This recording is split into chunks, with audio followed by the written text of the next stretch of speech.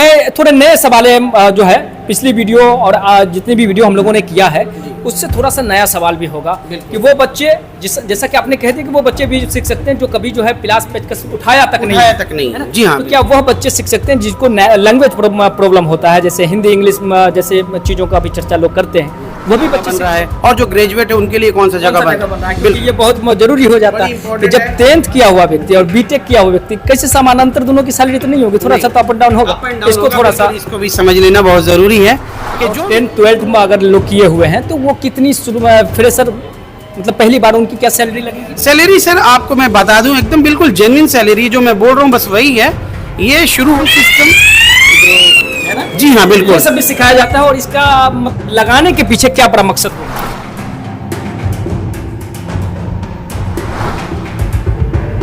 यदि आप राष्ट्रीय टेक्निकल इंस्टीट्यूट से जो है बीएमएस करना चाहते हैं तो अब आपके लिए खुशखबरी यह है कि हर महीने जो है बैचेज स्टार्ट हो रहे हैं और होंगे, क्योंकि यहाँ जो है प्रैक्टिकल लैब जो थी उसमें डबल एरिया जो है बढ़ा दिया गया है।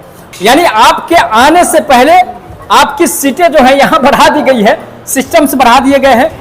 और सर आपके साथ हैं जो 17 साल का इस फील्ड में अनुभव रखते हैं, इजाज सर आपको आज फिर से बताएंगे कि बीएमएस कोर्स जो है कितना उपयोगी होता है 10th किए हुए छात्र के लिए, 12th किए हुए छात्र के लिए, यानी कोई भी व्यक्ति जो है जो 18 साल के ऊपर है और अच्छा कैरियर बनाना चाहते हैं, जो चाहते हैं कि थोड़ा सा जो है जॉब हमारा हो, अच्छी सैलरी वाले हो और थोड़ा सा जो है ऑफिशियल हो, है ना।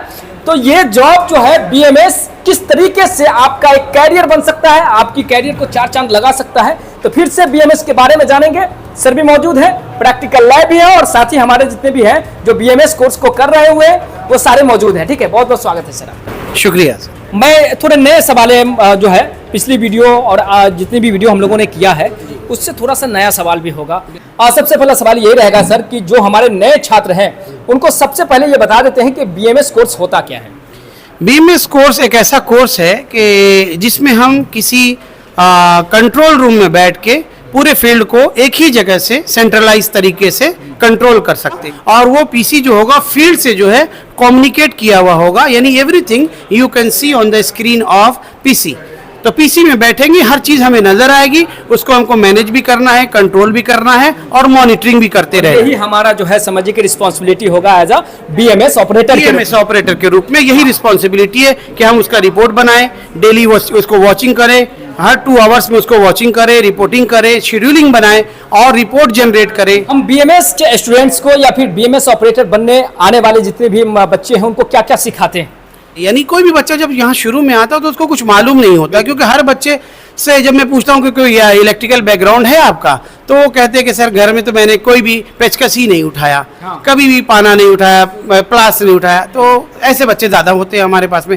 तो हम बच्चे जो है यहाँ जो है प्रोग्रामिंग कर लेते हैं, इन सारी चीज़ों को जोड़ सकते हैं, बना सकते हैं, क्रिएट कर सकते हैं। तो इसी के लिए मैं बोल रहा हूँ कि उनको जो सबसे पहला जो ट्रेनिंग है वो RLC सर्किट का दिया जाता है, यानी relay logic circuit panel designing का, कि आप कैसे किसी वायर को जोड़कर आउटपुट को तैयार कर सकते हैं, उसमें एनर्जी भर सकते हैं। तो ये 3 हफ्ते का कोर्स होता है हमारा, और उसको लगातार काम करने के बाद जो है तब हम जो है उसको सिस्टम में लेके आते हैं। अब आप बोलेंगे सर इसका क्या फ़ायदा है, तो इसका ये फ़ायदा बनता है कि जब आप यहाँ से किसी चीज़ को प्रोग्राम कर रहे हैं, जस्ट हम एक सिंपल एग्जाम्पल लेते हैं ऑन ऑफ का ही, कि हमने इधर से कमांड दिया ऑन का और उधर ऑन नहीं हुआ, तो वो बच्चे अब ये भी जानते हैं कि क्यों नहीं ऑन हुआ, क्योंकि पैनल डिजाइनिंग RLC सर्किट वो कर चुके होते हैं। जी, तो ये सारा बेनिफिट्स उसको हो जाता है। जी हाँ, ये benefit तो मैं थोड़े नए सवाल जो है पिछली वीडियो और जितनी भी वीडियो हम लोगों ने किया है उससे थोड़ा सा नया सवाल भी होगा कि वो बच्चे जैसा कि आपने कह दिया कि वो बच्चे भी सीख सकते हैं जो कभी जो है प्लास पेचकस उठाया तक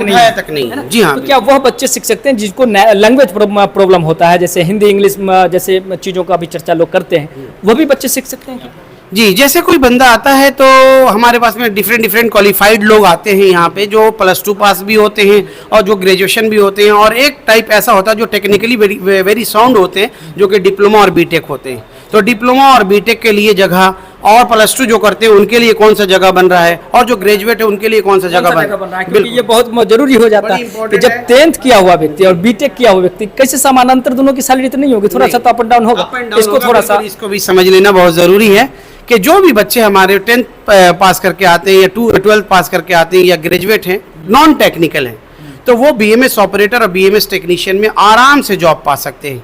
उनके लिए बिल्कुल खुला है। और दूसरा ये है कि जो बच्चे हमारे बीटेक होते हैं या डिप्लोमा होते हैं या आईटीआई किए हुए होते हैं, यानी उनका टेक्निकल बैकग्राउंड पहले से होता है, तो वैसे लड़के जो है इसमें जो है टेक्नीशियन फील्ड में आगे जाकर जो है फैसिलिटी इंचार्ज का पोस्ट को भी ले लेते हैं। जी हाँ। और 10th 12th में अगर लोग किए हुए हैं तो वो कितनी शुरू में फ्रेशर मतलब पहली बार उनकी क्या सैलरी लगेगी? सैलरी सर आपको मैं बता दूं, एकदम बिल्कुल जेन्युइन सैलरी जो मैं बोल रहा हूँ बस वही है।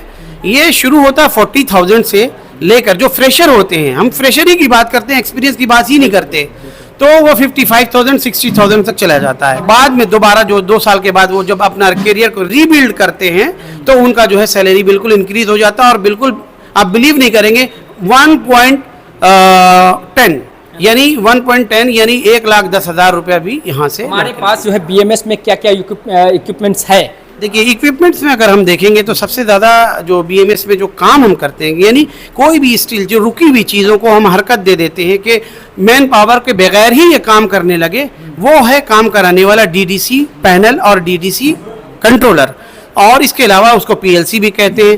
तो ये हमारे पास में 3 तरह की हैं। अगर हम देखें तो इसमें S7 1200 सीमेंस की कंपनी की सिखाते हैं, और S7 200 वो भी कंपनी किस सीमेंस। वो क्या होता है? ये सीमेंस एक ब्रांड है, यानी जो बीएमएस प्रोवाइडर, अगर वर्ल्ड वाइड में कोई बीएमएस का प्रोवाइड कराया जा रहा है, इंस्टॉल जो कर रहा है, वो 2 कंपनी बहुत ज़्यादा इंपॉर्टेंट है। और बहुत ज़्यादा मशहूर भी है, जिसमें सीमेंस है और हनीवेल है। तो हम लोग सीमेंस को मतलब देते हैं। एक अच्छी जो ब्रांड यूज किया जाता है बीएमएस के लिए, वही कंपनी का जो है हम लोग जी सिखाते हैं, वही कंपनी का सॉफ्टवेयर सिखाते हैं। जी हाँ। तो इसमें क्या होता है कि सीमेंस का सिखाते हैं तो 1200 भी सिखाते हैं, 200 भी सिखाते हैं, और डेल्टा भी सिखाते हैं जो डीवीपी मोटर 14SS2 का होता है। तो ये 3 तरह का सीखने के बाद में बच्चे बिल्कुल जो है कॉम्पिटेबल बन जाते हैं कि हाँ सर अब हम ये काम कर सकते हैं। इसके अलावा जो स्कैडा सिस्टम यानी बीएमएस वर्क स्टेशन जो बताते हैं, वो भी हम लोग 2 सॉफ्टवेयर में बताते हैं, एक DIA व्यू में बताते हैं और एक WinCC में बताते हैं। तो ये दोनों करने के बाद में अब उनको कोई मतलब गुंजाइश ही नहीं रहती कि वो काम ना कर पाएंगे। ही जाके अपने आप को अनफेमिलियर मैंने महसूस करे कि सर हमको ये तो मालूम नहीं था, टैग कैसे लिया जाता है, बटन कैसे बनाया जाता है, या मोटर को कैसे दर्शाया जाता है, या ग्राफिक्स कैसे क्रिएट किया जाता है, टूल बॉक्स का क्या इस्तेमाल होता है, ये सारा कुछ हम यहाँ करा के भेजते हैं उसको। ये क्या चीज़ दिख रहा है यहाँ पे? ये सर यहाँ पे ये फायर अलार्म सिस्टम है। ये फायर अलार्म सिस्टम है। तो ये फायर अलार्म सिस्टम जो यहाँ पे इसको देखेंगे तो अभी ये सायरन बजने लगा है ना, ये मतलब सायरन बजने लगा। ये फायर अलार्म सिस्टम है। इसका इंडस्ट्री में क्या वर्क होता है? इसका इंडस्ट्री में ये वर्क होता है कि इंडस्ट्री आपको जैसा कि मालूम है कि बहुत कॉस्टली होता है। एवरीथिंग जो इंडस्ट्री में यूज़ हो रहा है बहुत कॉस्टली होता है। तो उस कॉस्टली थिंग्स को हमें जो है फायर से अगर बचाना है तो इस फायर सिस्टम का इस्तेमाल करना होगा, और आपको जो है ये काम जो है आना होगा, है ना? जी हाँ। ये सारी चीजें हैं, नंबर दिया ही इसलिए जाता है क्योंकि जो भी आपका सवाल है दिए गए नंबर पर संपर्क करेंगे, है ना। आलस से करने से कामयाबी नहीं मिलेगी, है ना। फोन करें, काउंसलर से बात करें, हमारे काउंसलर सर आपको अच्छा गाइड करेंगे। आइए यहाँ विजिट कीजिए, सर से मिलिए, प्रैक्टिकल लैब जो भी चीजें हैं यहाँ करके अपने आंखों से देखिए, उसके बाद अपने कैरियर के लिए जो बेहतर है उनको चुनिए, अपनी कैरियर को बनाइए। बहुत बहुत धन्यवाद, thank you very much. RTI एक ऐसा संस्थान जहां छात्र ही छात्रों को बुलाते हैं।